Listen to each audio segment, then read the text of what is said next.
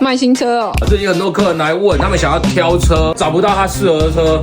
阿姨们嘛，姐姐们啊，他们最怕的是车高，叫客人双脚跨上去。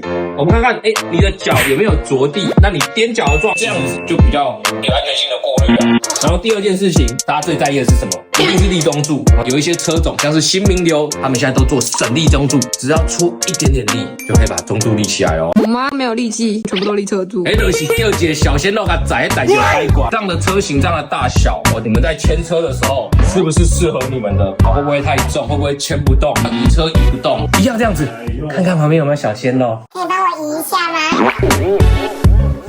你们又有挑新车的需求，私讯我找 Hanson 哥，我来帮你介绍。机车健检找 Hanson，我在娃娃等你来。